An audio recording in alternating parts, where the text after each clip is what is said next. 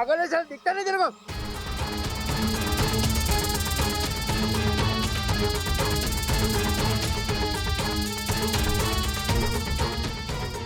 आप ठीक तो? चोट नहीं लगी ना?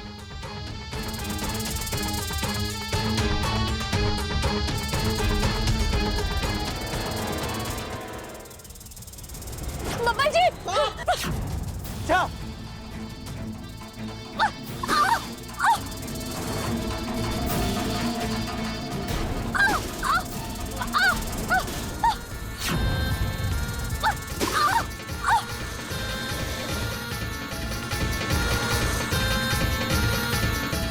इच्छा संभालो प्लीज।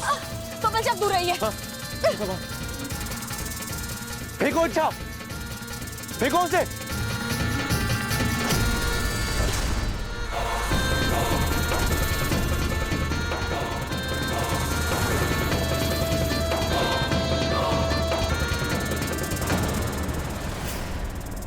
इच्छा संभाल कर, इच्छा, इच्छा।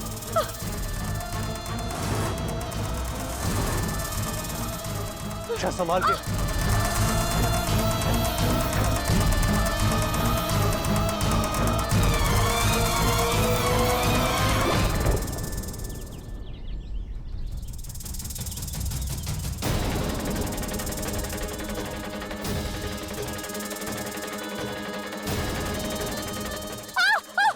इच्छा,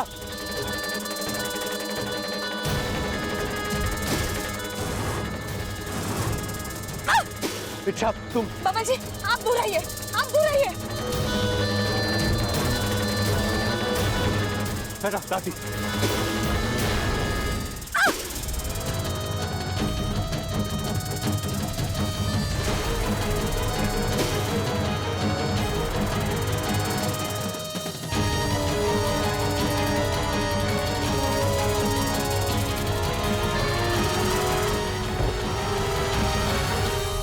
बब्बर जी आप ठीक तो हो? बेटा थैंक यू। चलिए।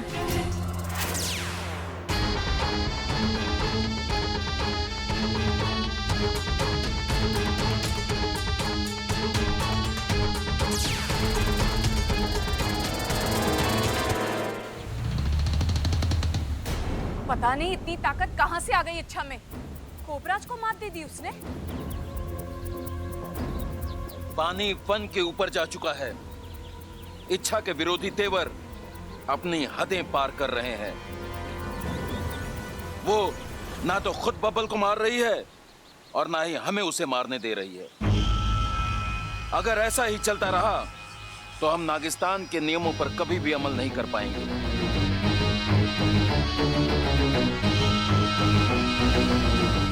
शाम होने को है गुरुजी, हमें जल्द से जल्द कुछ करना होगा। आप सही कह रहे हैं मुखिया जी। अब हमें किसी ऐसे नाग को भेजना होगा जिससे इच्छा लड़ ही नहीं सकती। कोई ऐसा जो इच्छा को इच्छा की भाषा में जवाब दे सके। मैं तैयार हूं। मैं वहां जाऊंगी, इच्छा से लड़कर बब्बल का खात्मा कर दूंगी। ईमान से डस लूंगी। नहीं, तुम नहीं जाओगी। तुम पहले ही 2-3 बार इच्छा से मात खा चुकी हो। इच्छा के फन से टकराना तुम्हारे बस की बात नहीं है। इच्छा से लड़ने की ताकत नागिस्तान के सिर्फ एक ही नाग में है और अब वो ही इस अभियान को अंजाम देगा।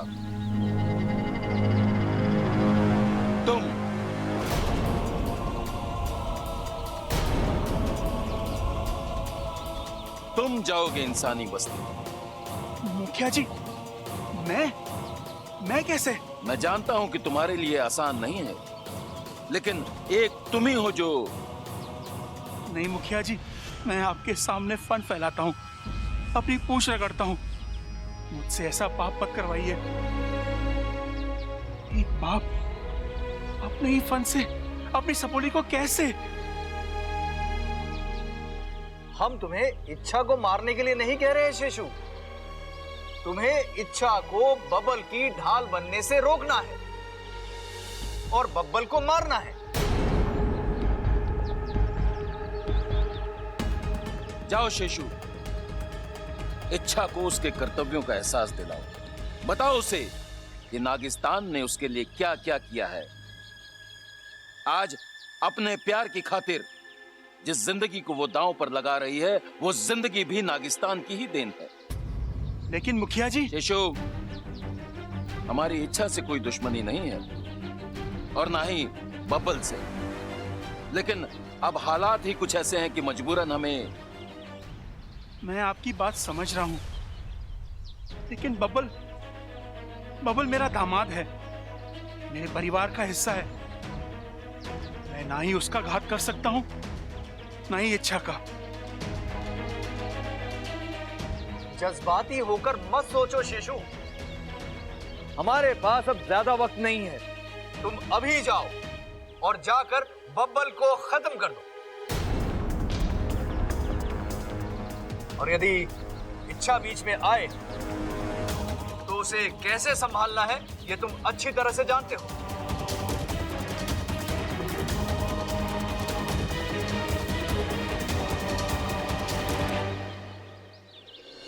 हेलो, हाँ झमझम कैटरस।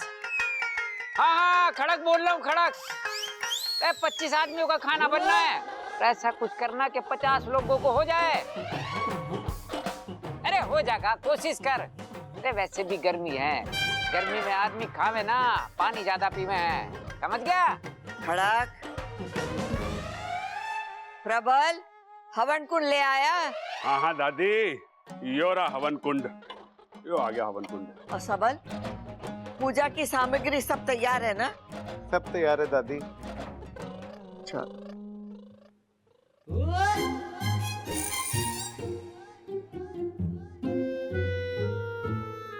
अरे छोटे हैं? अरे हवन कुंड को ऐसे क्यों घूर रहा है? अरे भाई, मैं ये देख रहा हूँ कि मेरी शादी का हवन कुंड कब ऐसे रचेगा, कब मैं अपनी बीवी के साथ इसके साथ फेरे लूंगा, मेरा घर कब बसेगा भाई? कब हंसेगा मतलब? अरे रोज तो हंसता है हमारा घर।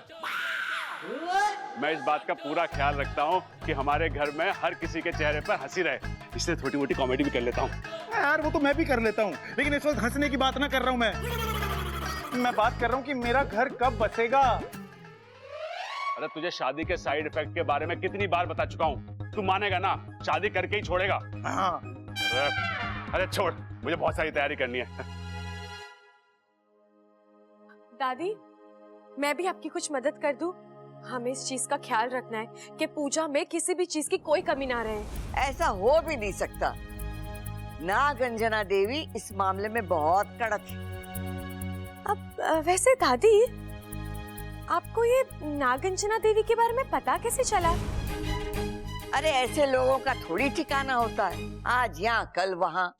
मैं पंडित जी से अपने घर के सर्प दोष के बारे में बात कर रही थी। बातों बातों में उन्होंने बताया एक सपेरन आई है, नागंजना देवी, जो शिव जी का मंदिर है ना, उसके पीछे काली पहाड़ी है, वहां ठहरी और वो इस सारे दोष निकाल देती। तब मुझे याद आया कि मेरी माँ भी इनकी गुरु माता के पास जाती थी, तो मैं भी चली गई।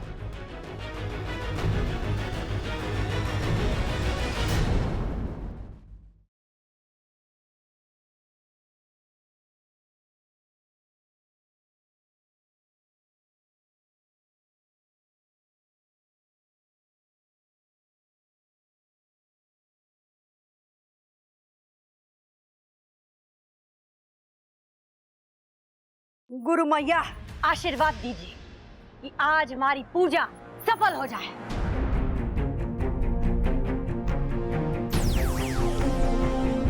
नागंजना,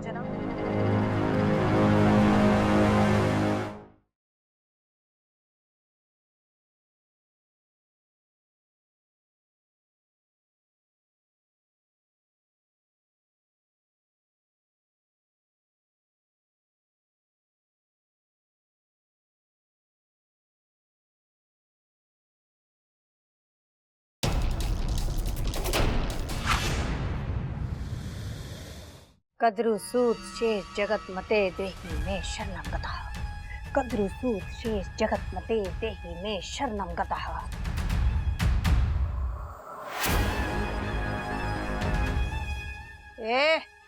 जल्दी करो, जल्दी भरो सामग्री। आज हमारी जिंदगी की सबसे बड़ी पूजा है। उस सपेरन को रोकना होगा, लेकिन संभल कर अच्छा। अगर इसने तुझे देख लिया तो ये तुझे एक झटके में ही पकड़ लेगी। गुरु मैया आशीर्वाद दीजिए कि आज हमारी पूजा सफल हो जाए। नहीं नागंजना देवी, तेरी पूजा संपन्न तो दूर, मैं शुरू ही नहीं होने दूंगी।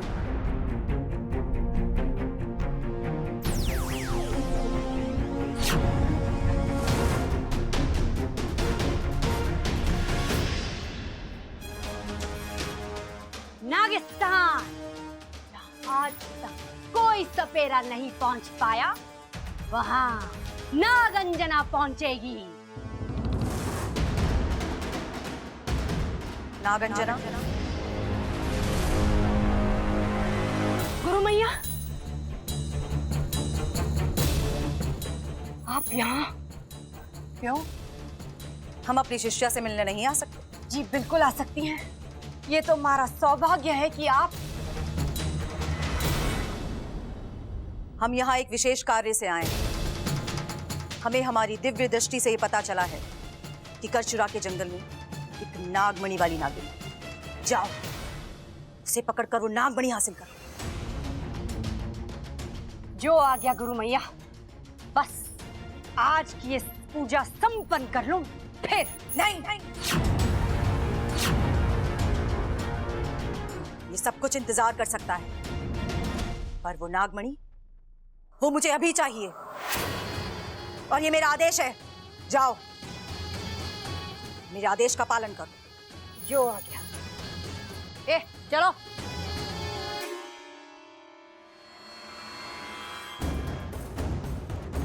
लेकिन गुरु मैया, आपको हमारा पता कहाँ से पता चला? नागंजना, हम तुम्हारी गुरु माता हैं। जब हम अपनी दिव्य दृष्टि से उस नागमणि का पता लगा सकते हैं, तो अपनी शिष्या का पता लगाना कौन सी मुश्किल बात? बिल्कुल मुश्किल बात नहीं है गुरु मैया, लेकिन अगर एक मरा हुआ इंसान जिंदा हो जाए तो फिर वो मुश्किल ही नहीं, नामुमकिन है। अब ये मत कहिए गुरु मैया, आप तो मरी ही नहीं है, क्योंकि हमारी गुरु माता को मैंने तो अपने हाथों से मारा था। अब रहा सवाल कि आप है कौन? जाहिर है तुम एक इच्छाधारी नागिन हो।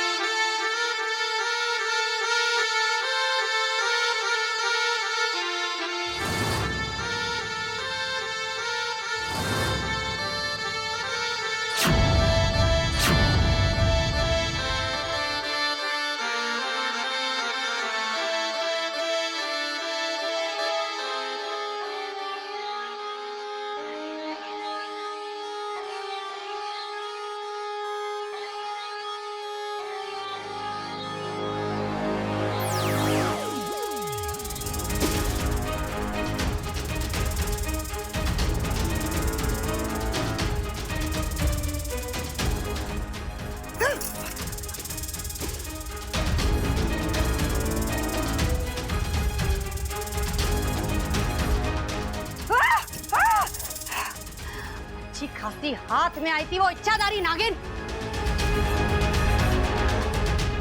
उस संगीत की आवाज ने सारा खेल बिगाड़ दिया। पता नहीं कौन थी, यहाँ क्यों आई थी?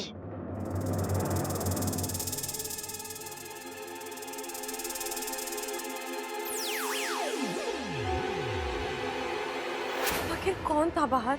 और वो संगीत अचानक वो कहां से शुरू हुआ? लगता है किसी ने जानबूझकर बजाया था। जरूर को मसीहा होगा जिसने एन वक्त पर आकर मेरी मदद की। कौन है? कौन है? दीदी, आप इस तरह। एक सरप्राइज है तेरे लिए। कैसा सरप्राइज? एक ऐसा सरप्राइज जिसकी तूने कभी कल्पना भी नहीं की थी। बस ये समझ ले, आज हम सब तुझे दुनिया की सबसे बड़ी खुशी देने वाले हैं। चल दिखाती हूँ। ये आ गई।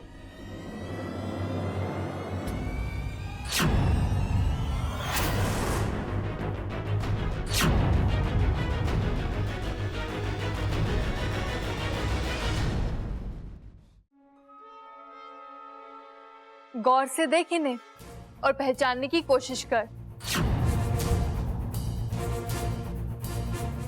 इच्छा, ये तेरे पिताजी है।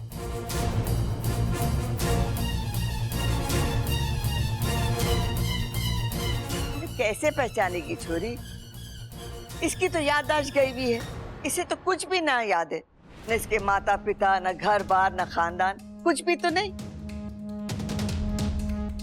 लेकिन छोरी, ये जो तेरे पिताजी है ना, इन्हें सब कुछ याद है कि तू कहाँ से खोई थी, कैसे खोई थी। अरे तेरे बचपन की छोटी छोटी बातें इन्हें याद है। तू बचपन में कैसे दिखती थी, कैसे बोलती थी, कैसा सोचती थी, ऐसी कई सारी बातें इन्होंने गिनवाई है। छोरी, इतने सारे सबूत दिए हैं इन्होंने, मानना तो लागे है कि यही तेरे पिताजी हैं। मैंने आपको पहले भी कहीं देखा है।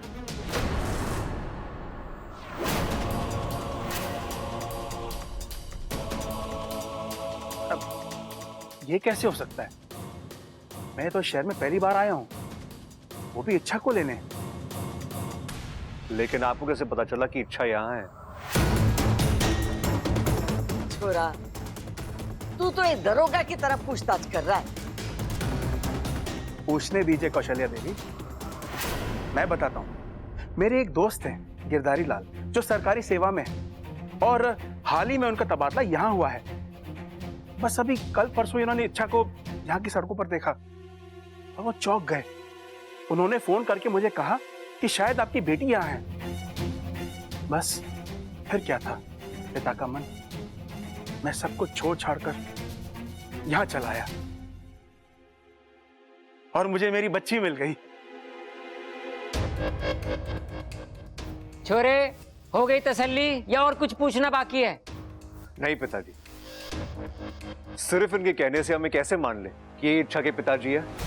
माना कि इन्होंने इच्छा के बारे में कई सारी बातें हमें सही सही बताई है, लेकिन ये भी हो सकता है ना कि इन्होंने ये सारी बातें किसी से सुनी हो, या फिर मुझे इनसे अकेले में बात करनी है। हाँ हाँ छोरी, क्यों नहीं, जाइए।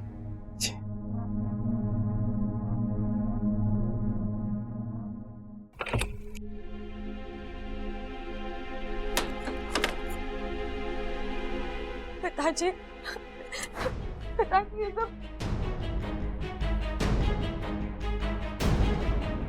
नहीं इच्छा, मेरे करीब मत आओ, मैं कमजोर पड़ जाऊंगा। और फिर जिस काम के लिए मैं यहाँ आया हूँ वो शायद।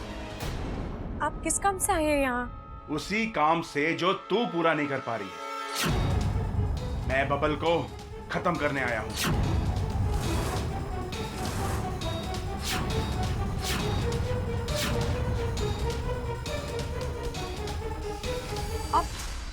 आप बब्बल जी को मारने आए हैं यहाँ?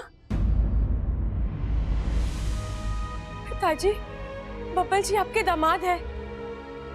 आप अपने हाथों से अपनी सपोली का सुहाग कैसे उछाल सकते हैं? इच्छा, जज्बात अपनी जगह है और काम अपनी जगह। मैं यहाँ अपना फर्ज निभाने आया हूँ, नागिस्तान को बचाने आया हूँ।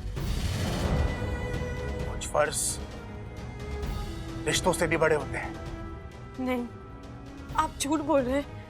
आप अपनी सपोली के साथ ऐसा कर ही नहीं सकते। ये ऐसा नहीं करना चाहता हूँ, लेकिन मैं मजबूर हूं।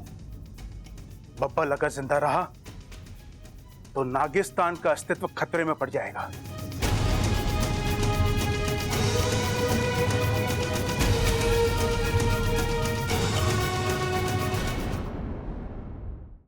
बब्बल अगर जिंदा रहा तो नागिस्तान का अस्तित्व खतरे में पड़ जाएगा और हम ये होने नहीं देंगे। लेकिन पिताजी, जो हुआ उसमें बब्बल जी का क्या दोष है? वो तो हालात के हाथों मजबूर हैं। और फिर नागिस्तान को डर उस सपेरन से है ना, फिर आप उस सपेरन को मारकर। बात को समझने की कोशिश करो। अच्छा, एक सपेरन को मारकर इस मुश्किल का हल नहीं निकलेगा। कल को कोई और सपेरन उठकर खड़ी हो जाएगी। जब तक बब्बल के मन में नागिस्तान जिंदा है, ये खतरा बना रहेगा। इसलिए नाग स्मृति में लिखा हुआ है, कोई भी इंसान जिसके दिमाग में नागिस्तान की स्मृति अंकित है, उसे मरना होगा। अगर ऐसा है तो आप भी मेरी बात सुन लीजिए। मैं बब्बल जी को कुछ नहीं होने दूंगी। उनकी पत्नी होने के नाते उनकी रक्षा करना मेरा फर्ज है और मैं वो फर्ज निभाऊंगी, हर हाल में निभाऊंगी। कैसे निभाएगी तू? इतनी ताकत नहीं है तुझमें। देखा नहीं, उस सपेरन ने तुझे पकड़ ही लिया था। मार देती तुझे वो। ये तो मैं वक्त पर पहुंच गया और दूसरी धुन बजा दी ताकि तुम पर उस सपेरन की बीन का असर ना हो।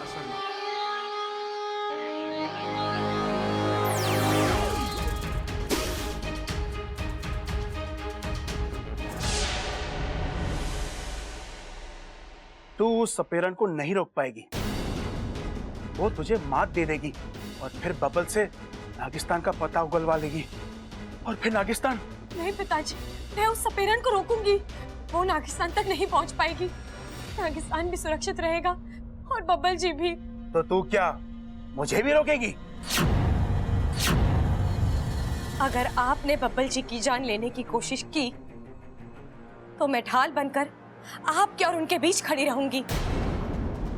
हमारा रिश्ता भूलकर मैं आपसे भी लड़ूंगी।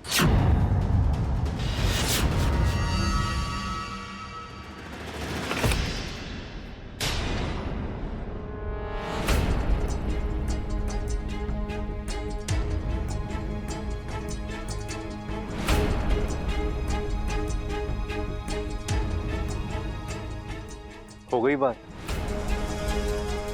नहीं, वो काफी वक्त हो गया था तो इसलिए मैं। इच्छा, क्या ये वाकई में तुम्हारे पिता है? नहीं बब्बल जी, ये मेरे पिता नहीं है। आप इन्हें यहाँ से ले जाइए। इच्छा, बेटा अच्छा याद कर, मैं वही हूं, तेरा वही पिता जो तेरे चेहरे पर एक एक मुस्कुराहट लाने के लिए कुछ भी करता था। तुझे इसी कंधे पर बिठाकर दुनिया दिखाता था। तेरी बीमारी में तेरे सिराने बैठकर इन्हीं हाथों से खाना खिलाता था। पिताजी के आगे पीछे तेरी जिंदगी चलती थी और आज तो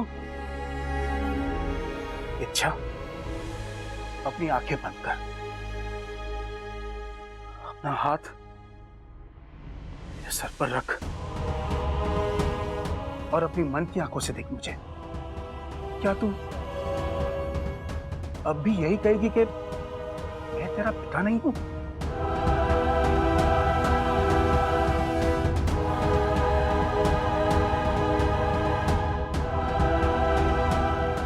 मुझे माफ कर दीजिए, मैं आपको पहचान नहीं पाई। लेकिन अब मैंने आपको पहचान लिया है। मुझे सब कुछ याद आ गया है, सब कुछ। आप ही मेरे पिता हैं।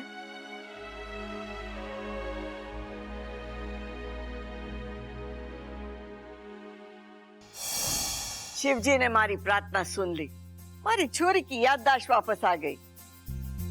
इच्छा, मुबारक।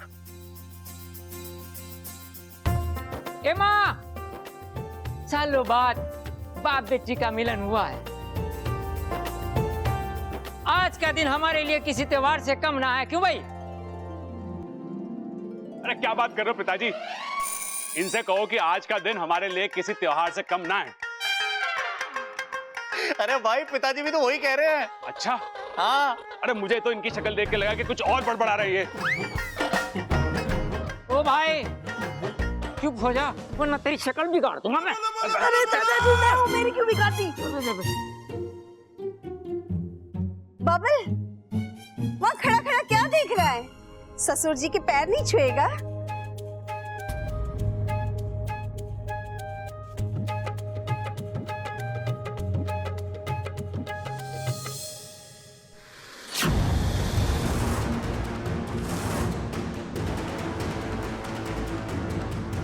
आपकी छोरी बहुत प्यारी, बहुत संस्कारी।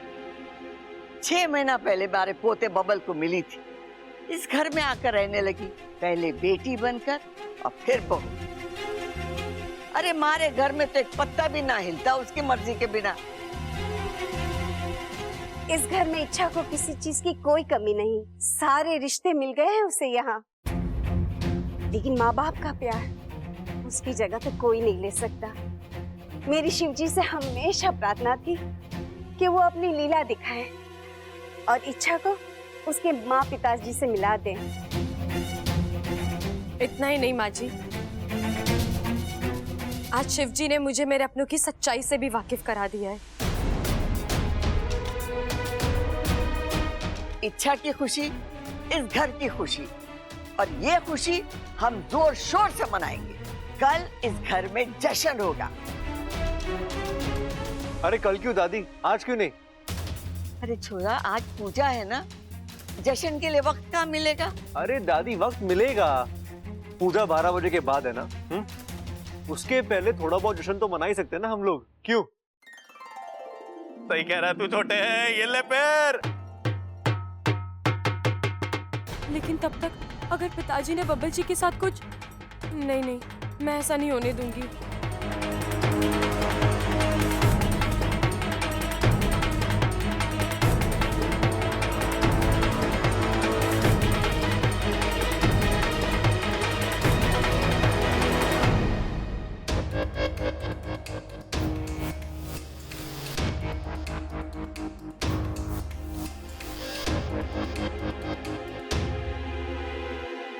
अब क्या हुआ?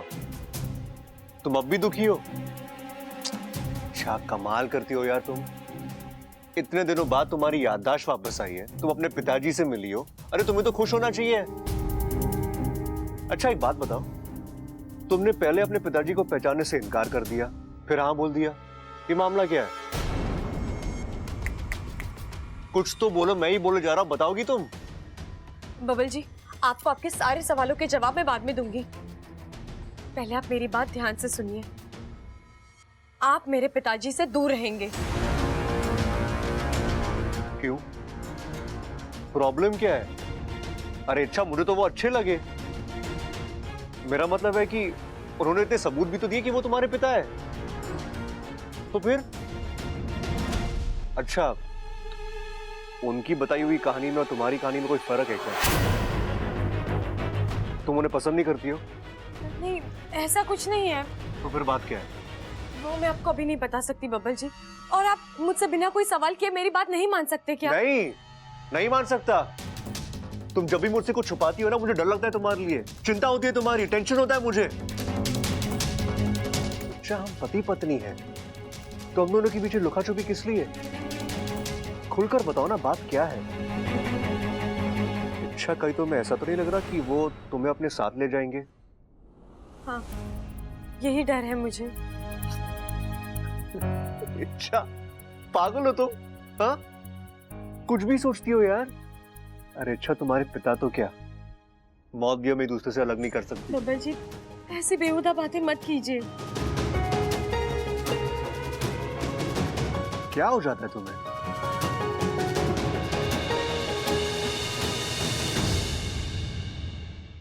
हाँ तो भाई, मैं सबल आज इस रंगारंग कार्यक्रम में आप सबका स्वागत करता हूँ। तालियां! अरे स्वागत ही करता रहेगा या आगे भी कुछ बोलेगा? करो भाई। हाँ तो भाई, जैसे कि आप लोग सब जानते हैं कि हम यहाँ पे क्यों इकट्ठा हुए हैं। भाई क्यों इकट्ठा हुए हैं? याद आया। हाँ बपाल, आज मेरे छोटे भाई बब्बल का जन्मदिन है। तालियां! चंचल, मारा लठ लेकर आज इसकी अकल ठिकाने लगा दिया मैंने तो तमाम। अरे पिताजी आराम से। भैया ये जश्न मेरे जन्मदिन का नहीं है, इच्छा और उसके पिताजी के मिलने का जश्न है। हाँ तो भाई इस रंगारंग कार्यक्रम की धमाकेदार शुरुआत करने जा रहा है आप सभी का प्यारा सबल। तालियां! तालियां! बजा दो। हाँ भाई एक मिनट।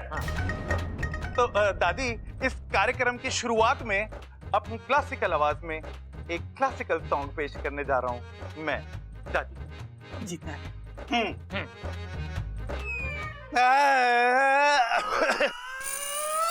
आ रहा है। एक मिनट।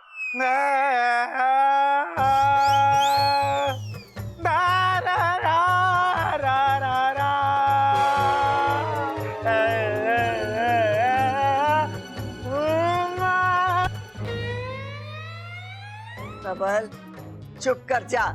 गधा जब अपना गला साफ करता है ना, तब भी तुझसे ज्यादा सुरीला होता है वो। दादी, इस पूरे घर में मैंने देख लिया है किसी को भी मेरे टैलेंट की कदर ना है। ओ भाई, इस घर में तू अकेला ना है, हम सब भी हैं। हम भी अपना टैलेंट दिखाएंगे, क्यों भाई? 1 2 3 4।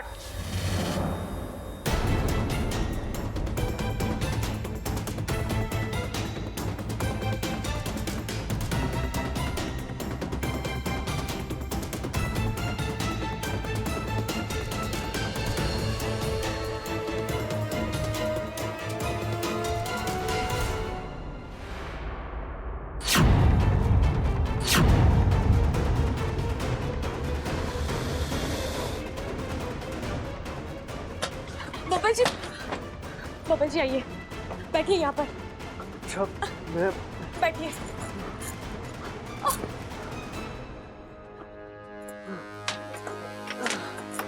अच्छा मुझे बब्बल जी आंखें मत बंद कीजिए। देखिए, मैं जानती हूँ आपको नींद आ रही है, लेकिन आंखें खुली रखिए।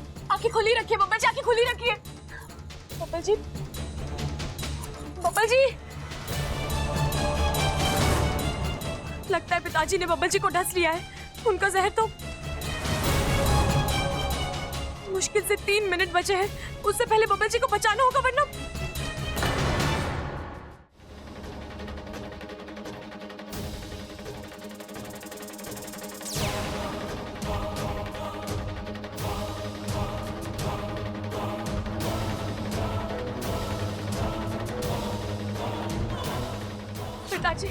पिताजी बब्बल जी।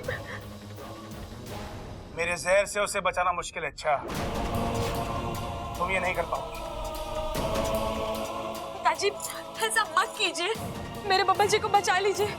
अगर उन्हें कुछ हो गया तो मैं जिंदा नहीं रह पाऊंगी। मैं आपकी पूंछ पकड़ती हूँ, फन रगड़ती हूँ। प्लीज मेरे बब्बल जी को बचा लीजिए उन्हें। अच्छा, चलो यहाँ से। छोड़िए मुझे।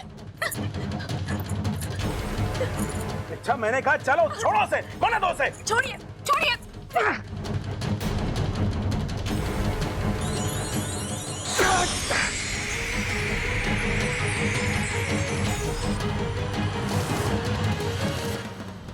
नहीं, अच्छा ऐसा मत कर।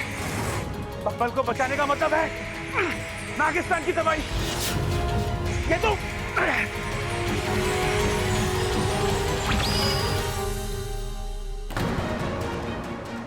चल।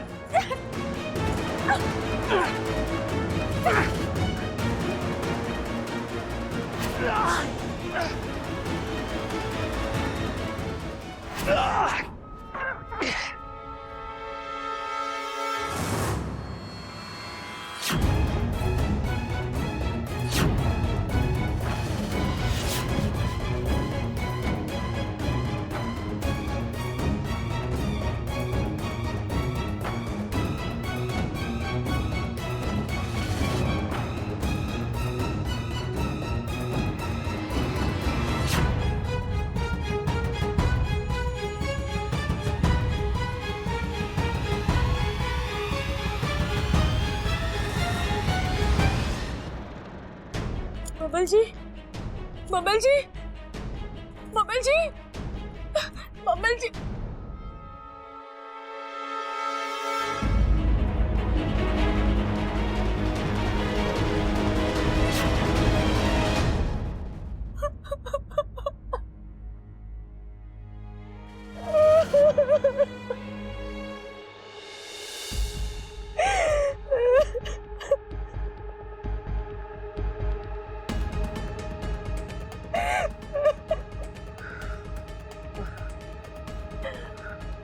अच्छा,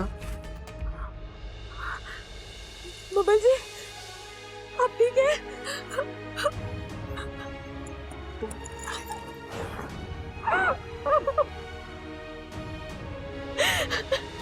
अच्छा तुम रो क्यों रही हो?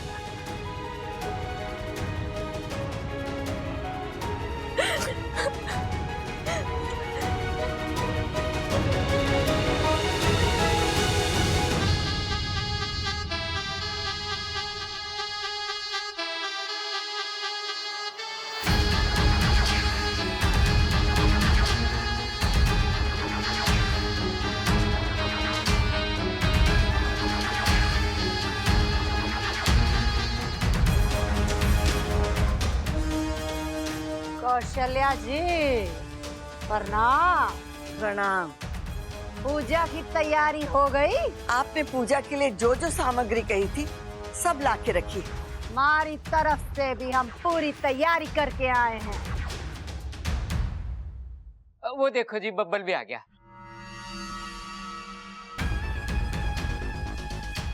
नागंजना अब कांटे का इलाज करेगी। थारा डर, थारी चिंता आदमी में हवा हो जाएगी। ए चोरे, आंखें खोल और तमाशा देख। अब नाग दोष से थारी मुक्ति निश्चित है। लेकिन नागंजना जी, वो जिसकी वजह से नाग दोष हुआ है उसका क्या? उसकी भी पूंछ कटेगी।